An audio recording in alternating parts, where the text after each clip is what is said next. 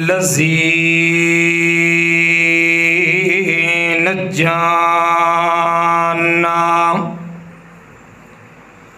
نجانا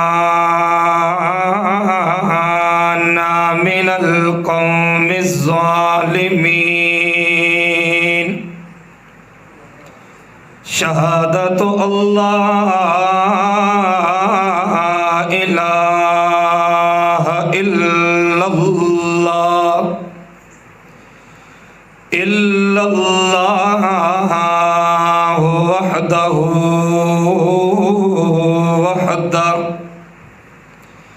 وحده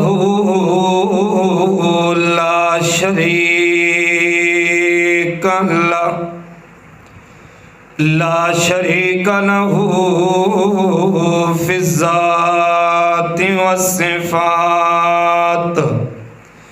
وأشهد أن سيدنا وسندنا وحبيبنا وطبيبنا مكينا ومدنينا مقصودنا ومطلوبنا ومولانا وأولانا وهادينا ومرشدنا ومولانا محمدا أحمدا محمدا عابدا محمدا ساجدا محمدا عبده ورسوله أما بعد فأعوذ بالله من الشيطان الرجيم بسم الله الرحمن الرحيم يا أيها المزمل قم الليل إلا قليلا نصفه أو انقص منه قليلا أو زد عليه ورتل القرآن ترتيلا قال النبي صلى الله عليه وسلم القرآن حجة لك أو عليك إن الله وملائكته يصلون على النبي يا أيها الذين آمنوا صلوا عليه وسلموا تسليما اللهم صل على محمد وعلى آل محمد كما صليت على إبراهيم وعلى آل إبراهيم إنك حميد مجيد اللهم بارك على محمد وعلى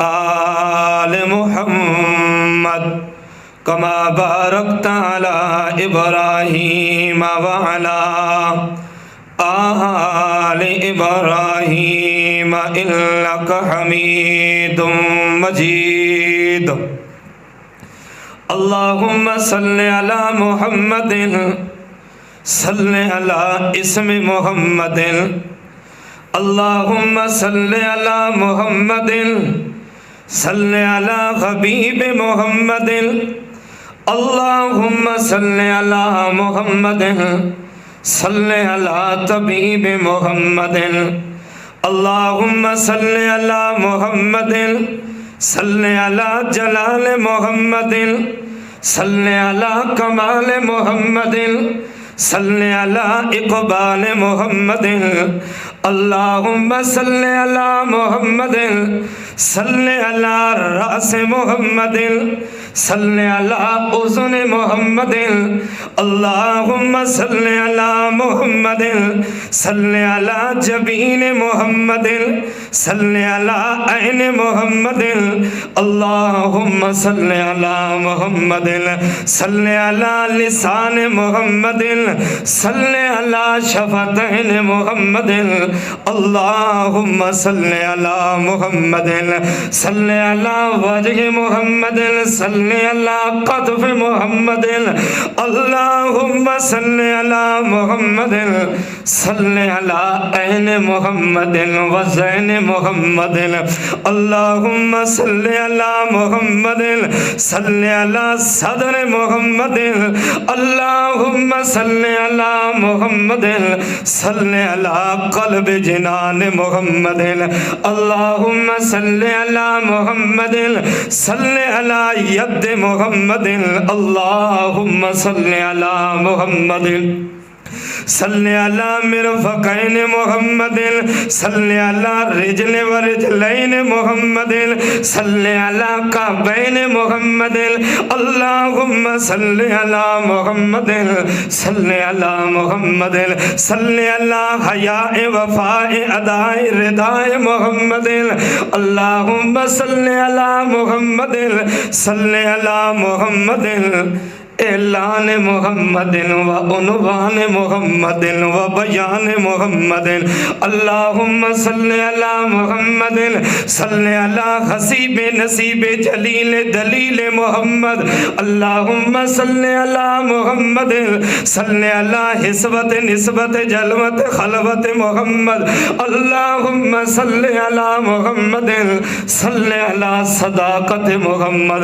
اللہم صلی علی امامت محمد صلی علی شرافت محمد اللہم صلی علی محمد صلی علی حسیننا محمد و احسننا محمد اللہم صلی علی محمد و بارک وسلم ثم صلی علیہ سبحان ربک رب العزت عما یصفون وسلام علی المرسلین والحمد للہ رب العالمین ہے قرآن نورانی شیشہ ہے قرآن نورانی شیشہ جڑا رب دا راہ وکھاوے جڑا قرآن اتے عمل کرے او سدھا جنت جائی پاوے۔ قابل احترام عزیز دوستوں، بزرگوں، ساتھیوں، بڑی ہی عاجزی اور انکساری کے ساتھ اللہ رب العزت کے دربار کے اندر دعا ہے کہ اللہ کریم مجھ عاجز کو حق اور سچ، قرآن اور سنت کے مطابق صحیح سمجھا سکنے کی، اور اللہ تعالیٰ آپ حضرات کو سننے اور سمجھنے کی توفیق عطا فرمائے۔ سننے سنانے کے بعد، سمجھنے سمجھانے کے بعد اللہ تعالیٰ ہم سب کو عمل کرنے کی توفیق عطا فرمائے۔ مبارکباد کے مستحق ہیں وہ ہستیاں استاذ العلماء حضرت مولانا محمد قاسم صاحب اور یہ ننھا سا پھول کہ جنہوں نے رات کے وقت مصلی پہ کھڑا ہو کر نماز تراویح کے اندر آپ حضرات کو قرآن مجید کی تلاوت سنائی ہے، اور وہ حضرات بھی مبارکباد کے مستحق ہیں جن حضرات نے سارا دن کام کر کے، محنت کر کے، مزدوری کر کے، تھکاوٹ کے باوجود رات کے وقت مسجد کے اندر آ کر مسجد کے اندر کھڑے ہو کر اللہ کی کتاب کو سنا، یہ بڑی ہی اللہ تعالیٰ کی طرف سے ایک کرم نوازی ہے، ورنہ کئی ہمارے بھائی دنیا کے کام اور دھندوں کے اندر پھنسی ہوئی ہے، اللہ کے گھر کے اندر آنے کی توفیق نہیں ہوتی۔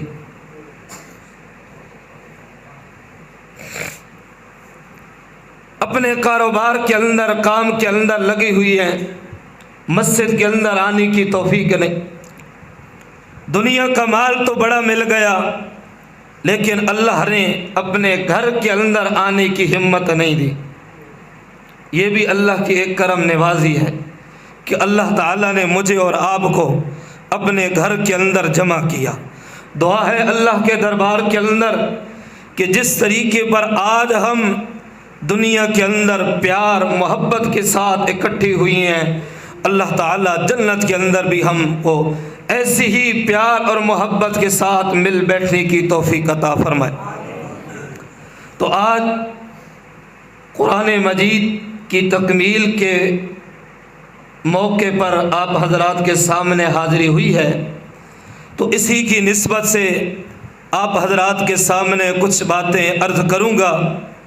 یہ تو آپ حضرات کی محبت ہے کہ ابھی کچھ دن ہوئی ہے آپ کی اس مسجد کے اندر یہ ادنیٰ سا قرآن و حدیث کا خادم آپ کے سامنے کچھ ٹوٹی پھوٹی باتیں کر کے گیا تھا، لیکن آپ کی محبت نے آج پھر اسی آپ کے علاقے کے اندر اس مسجد کے اندر لا کر کھڑا کر دیا۔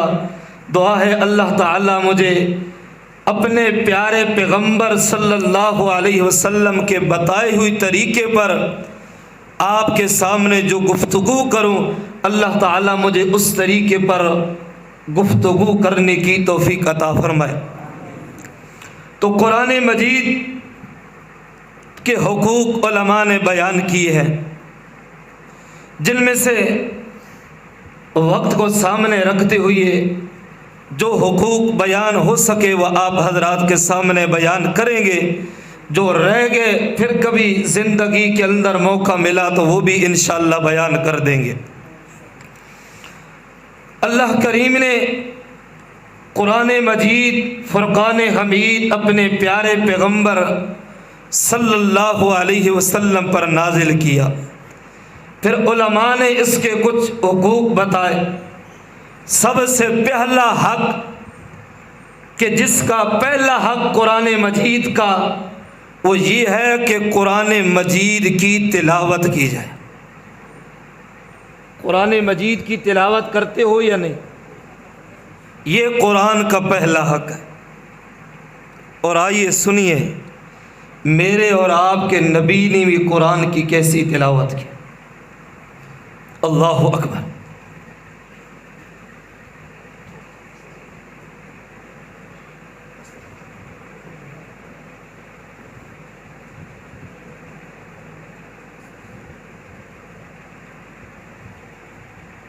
اللہ اکبر۔ فرمایا اعوذ باللہ من الشیطان الرجیم، بسم اللہ الرحمن الرحیم، یا ایہا المزمل قم اللیل الا قلیلا۔ اللہ کریم کی لا ریب اور بے عیب کتاب 29واں پارہ ہے میرا عزیز، سورت کا نام سورت مزمل ہے۔ اللہ کریم فرما رہے ہیں یا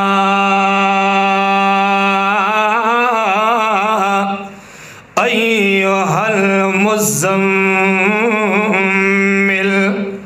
او کملی اڑنے والے میرے پاک پیغمبر،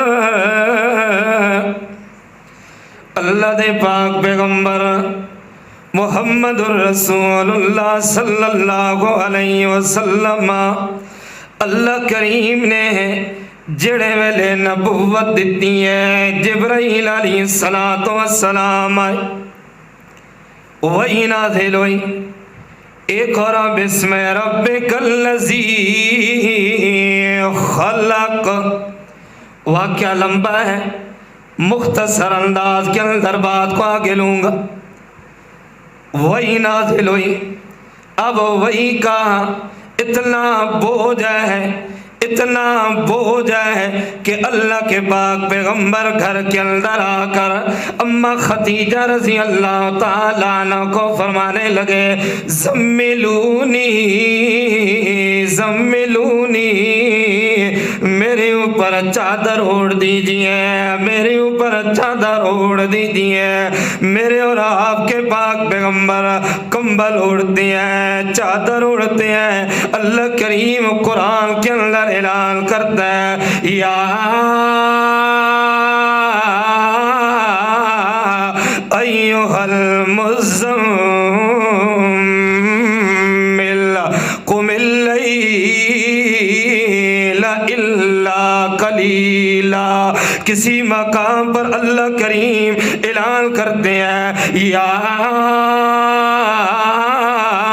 ایھا المدثر، او کمبل اوڑھنے والے، چادر اوڑھنے والے، میرا پاک پیغمبر اب سونے کا وقت نہیں ہے، اب کمبل اوڑھنے کا وقت نہیں ہے۔ اللہ کیا کرنا ہے؟ اللہ کریم فرماتے ہیں، قم فانذر۔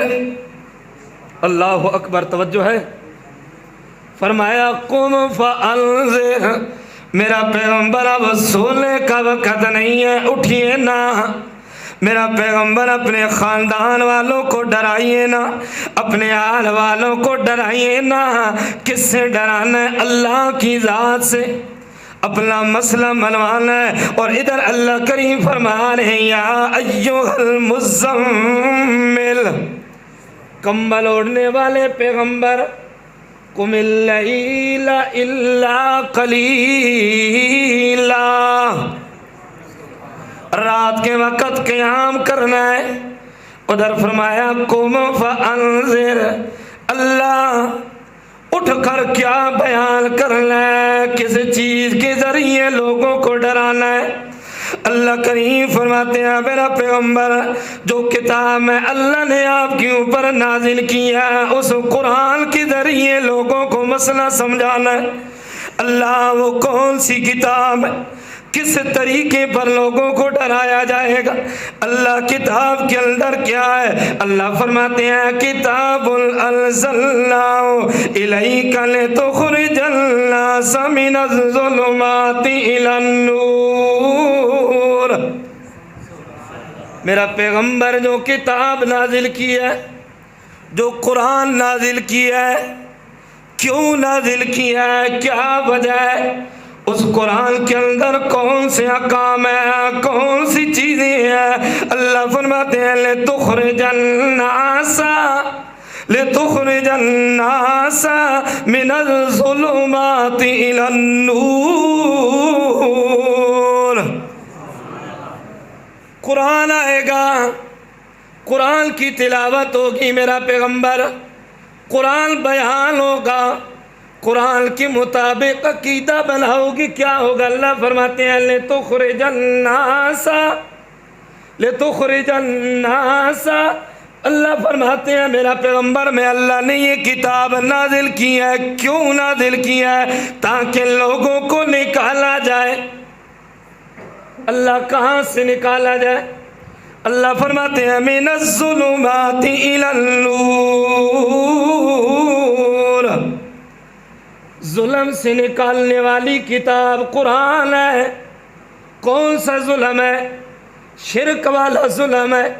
کون سا ظلم ہے؟ کفر والا ظلم ہے۔ کون سا ظلم ہے؟ بدعات والا ظلم ہے۔ کون سا ظلم ہے؟ اور رسم و رواج والا ظلم ہے۔ میرا عزیز، من الظلمات الی النور، ظلموں سے نکال کر، اندھیروں سے نکال کر، شرک سے نکال کر روشنیوں کی طرف لانے والی کتاب قرآن ہے۔ اللہ روشنیاں کون سی ہیں؟ الی النور، بلب جل رہا ہے، روشنیاں آ رہی ہیں۔ اللہ قرآن کون سی روشنی دکھائے گا؟ بلب جلتا ہے، بندہ لائٹ جلاتا ہے، دنیا کا راستہ معلوم ہوتا ہے، بلب جل گیا، دنیا کے اندر چیزیں نظر آ گئی، لیکن اللہ فرماتے ہیں میرا قرآن جو ہے، اگر قرآن پر عمل کرو گے، قرآن کے مطابق زندگی گزارو گے، فرمایا الی النور، پھر دنیا کی روشنیاں تو تمہیں ملی ہی ملیں گی، لیکن اللہ کا قرآن جو ہے تمہیں جنت والا راستہ اس قرآن کے ذریعے بتائے گا۔ قرآن جنت والا راستہ بتائے گا تمہیں، یہ راستہ ملے گا تو قرآن سے۔ اللہ اکبر۔ فرمایا الی النور، میرا پیغمبر قرآن کے ذریعے لوگ گمراہیوں سے نکل کر، اندھیروں سے نکل کر، شرک والی گندگیوں سے نکل کر، میرا پیغمبر الی النور توحید والی روشنیوں کی طرف آئیں گے۔ اس دن سبق کے اندر بات چل رہی تھی، دورہ تفسیر کے اندر استاذ العلماء حضرت مولانا محمد رضوان صاحب مدث اللہ علیہ بتانے لگے کہ ایک جگہ پر امام صاحب مسجد کے وہ ترجمہ پڑھاتے تھے لوگوں کو، ہر آدمی آ کر بیٹھتا تھا، ترجمہ مکمل ہوا یا چل رہا تھا، فرماتے ہیں کہ وہ مولانا صاحب نے ایک دن ایک بندے سے پوچھا بھئی قرآن سمجھ آیا ہے یا نہیں؟ توجہ ہے؟ کہنے لگا اور تو پتہ کوئی نہیں چلا، اتنا سمجھ آ گیا کہ اللہ کی ذات کے ساتھ کسی کو شریک نہیں ٹھہرانا،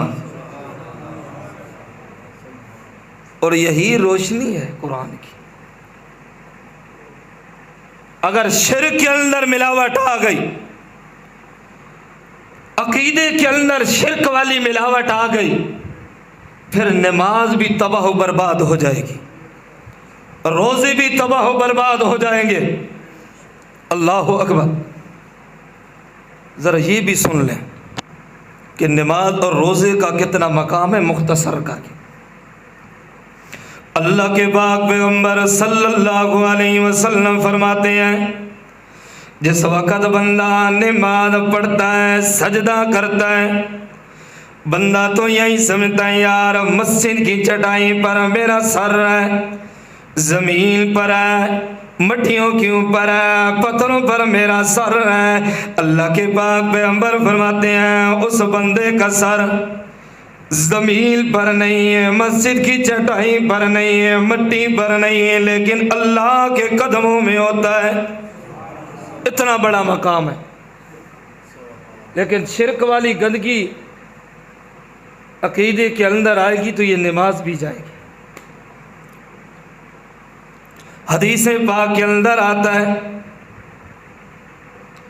اللہ کے پاک پیغمبر فرماتے ہیں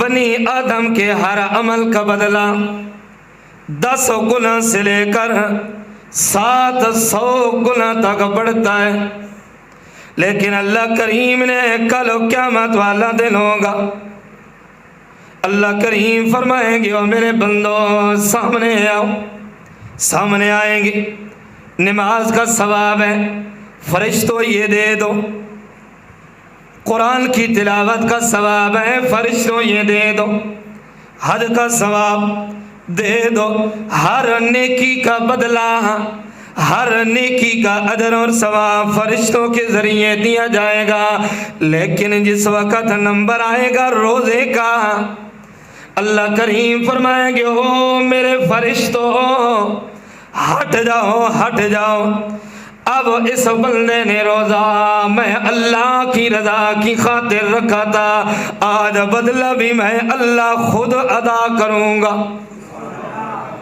اور دوسری روایت کے اندر آتا ہے اللہ کریم فرمائیں گے اور روزے دار کے روزے کا بدلہ میں اللہ کی ذات خود ہوں، میں اللہ کی ذات خود ہوں۔ کیا مطلب ہے؟ علماء حدیث سمجھانے کے لیے مثال بیان کرتے ہیں، فرمایا بادشاہ گھوڑے پر سوار ہو کر جا رہے، ہاتھ کے اندر ہیرے جواہرات کی تھیلی اٹھائی ہوئی، اس تھیلی سے ہیرے اور جواہرات نکال کر پھینکتا ہے۔ ہر بندہ ہیرے جواہرات چننے کے اندر لگ گیا، ہیرے بھی چن رہے ہیں، جواہرات بھی چن رہے ہیں۔ بادشاہ جا رہا ہے، چلتے چلتے دیکھتا ہے ایک بندہ پیچھے بھاگ بھاگ کر آ رہا ہے۔ بادشاہ بڑا حیران ہو کر پوچھتا ہے، یار ہر بندہ ہیرے جواہرات چن رہا ہے، تجھے ہیروں اور جواہرات کی ضرورت نہیں ہے، تو میرے پیچھے بھاگ رہا ہے۔ اس وقت کہنے لگا بادشاہ سلامت، مجھے ہیروں کی ضرورت نہیں ہے، مجھے جواہرات کی ضرورت نہیں ہے، مجھے آپ کی ضرورت ہے۔ کیوں مجھے آپ کی ضرورت ہے؟ جسے آپ مل گئے اسے ہیرے بھی مل گئے، جسے آپ مل گئے اسے جواہرات بھی مل گئے۔ کیوں؟ جسے آپ مل گئے اسے ہیروں والا جو مل گیا، جسے آپ مل گئے اسے جواہرات والا جو مل گیا، لہذا جسے آپ مل گئے اسے سب کچھ مل گیا۔ اب حدیث کا مطلب سمجھ کہ اللہ فرماتے ہیں روزے دار کا بدلہ میں اللہ کی ذات خود ہوں، روزے دار کا بدلہ میں اللہ کی ذات خود ہوں۔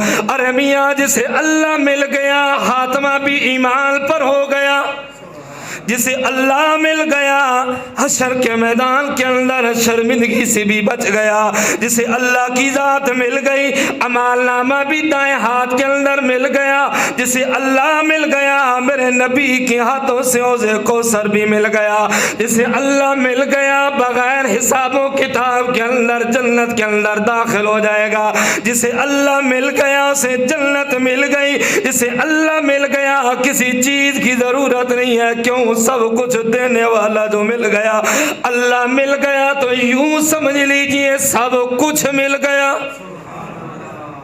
اتنا بڑا روزے دار کا مقام اور شان ہے، لیکن عقیدے کے اندر شرک والی گندگی آئے گی، یہ روزہ بھی اللہ کے دربار کے اندر قبول نہیں۔ پیر طریقت سید عنایت اللہ شاہ بخاری رحمہ اللہ تعالی، رمضان کا مہینہ ہے، ایک بندہ آتا ہے روزہ رکھا ہوا، روزہ توڑوا دیتے اسے، کھاؤ پیو۔ لوگ حیران ہیں، حضرت اس نے روزہ رکھا ہوا تو آپ نے روزہ توڑوا دیا، روزہ توڑنا کتنا بڑا جرم ہے۔ حتیٰ کہ یہاں تک آتا ہے جو آدمی بغیر کسی عذر کے ایک روزہ جان بوجھ کر چھوڑ دے، قضا تو پوری ہو جائے گی روزے رکھنے سے، لیکن جو اس ایک روزے پر اللہ نے اجر اور ثواب عطا کرنا ہے، ساری زندگی انسان روزہ رکھتا رہے، اس ایک روزے کی شان اور اجر کا مقابلہ ساری زندگی کے روزے نہیں کر سکتے۔ فرمایا حضرت یہ آپ نے کیا کر دیا، روزہ توڑنا تو بہت بڑا جرم ہے۔ حضرت نے فرمایا روزہ توڑنا تو جرم ہے، لیکن یہ بندہ اپنی جان پر ظلم کر رہا تھا، یہ بندہ مشرک تھا، اللہ کا باغی تھا، اور مشرک بندے کو بغیر بھوک اور پیاس کے روزے کا اجر اور ثواب نہیں ملتا، صرف اس کی قسمت کے اندر بھوکا اور پیاسا رہنا ہے۔ اس وجہ سے یہ آپ سے گزارش ہے کہ اور نہیں، کم از کم اپنا عقیدہ قرآن اور حدیث کے